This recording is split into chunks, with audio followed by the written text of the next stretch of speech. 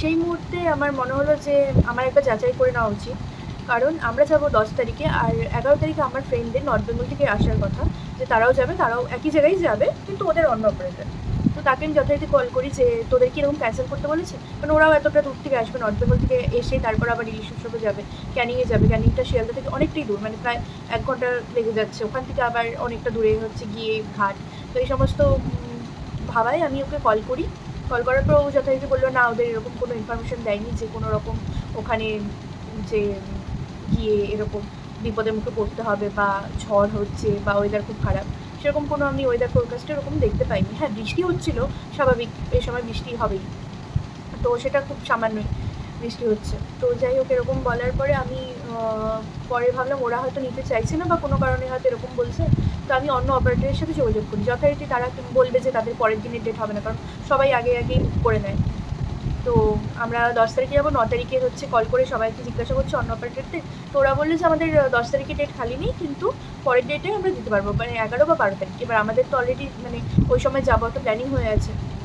সেই সময় ওরা বলছে না, এখানে ওরকম কোনো ব্যাপার নেই, এমনি হালকা বৃষ্টি হচ্ছে, এরকম হয় আর কি, মানে বোট চলবে না, ক্যান্সেল হয়ে গেছে, এরকম নিম্নচাপ এরকম কিছু আমাদের আপডেটেড নেই আপাতত, আমাদের সবারই বোট চলবে, এবার আমাদের ফুল আছে। তো সেটা শোনার পরে আমরা হচ্ছে আবার ওনাকে কল করি যে হ্যাঁ, আপনাদের তো বোট চলবে না বলছেন যে রিস্কে, তো অন্যান্য বোটগুলো তো বলছে চলবে, তো সে তারা কী করে নিয়ে যাবে। তখন তিনি বলে যে ঠিক আছে ম্যাম, আপনারা যেহেতু এত জোর করছেন আর এত দূর থেকে এসেছেন বললে, আমাদের হোটেলে আমরা বোটের কোনো গ্যারান্টি দিতে পারছি না, কিন্তু আমরা হোটেলে আপনাদের ব্যবস্থা করে দেবো থাকার। এবার আমরা বলছি যে এত টাকা দিয়ে বুক করে আমরা তো নিশ্চয়ই হোটেলে থাকার জন্য যাব না, ইলিশ উৎসবে যাবো, মানে ঘুরবো, দেখবো যা যা আছে ওখানে সাইড এক্সপ্লোর করার, তো সেগুলো করবো। তো এত টাকা দিয়ে যদি হোটেলে থাকতেই হয়, তাহলে আমরা অন্য জায়গায় ভালো কোনো হোটেলে থাকবো, অন্য জায়গায় যাবো। তো সেক্ষেত্রে আমি আবার বললাম যে আপনাদের এরকম হবে না তো, যে আমরা হোটেলে হয়তো বসে আছি, দেখতে পাচ্ছি যে সমস্ত বোট চলছে আর আপনাদের বোটই চলছে না। বলছে না না ম্যাম, এরকম হবে না, যদি বোট চলে তাহলে সবারই চলবে, নয়তো কারোরই চলবে না, এরকম আমাদের বলে দেয়।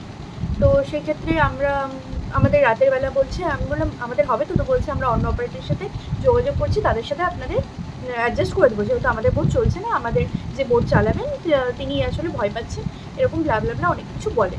তো যাই হোক, ফাইনালি আমাদের 7টার সময় কল করে অন্য একটা হোটেলের লোক, উনি হোটেলের লোক বলে আমাদের পরিচয়টা জানি না কে উনি। তো বলছে যে যথারীতি আমাদের সাথে আপনারা যাবেন। আমি বললাম যে শুধুমাত্র হোটেলে কি থাকার জন্য, বললো না, আপনাদের যেরকম ঘোরার কথা বলা হয়েছে সেরকম ঘোরার কথা, প্লাস খাওয়া দাওয়া, মানে ইলিশ উৎসবের যেটা মেইন অ্যাট্রাকশন, ইলিশ উৎসবের যে খাওয়া দাওয়া, তো সেগুলো সমস্তটাই আপনারা পাবেন, আর ঘোরা যেগুলো সাইট সিন আছে সমস্তটাই। তো আমি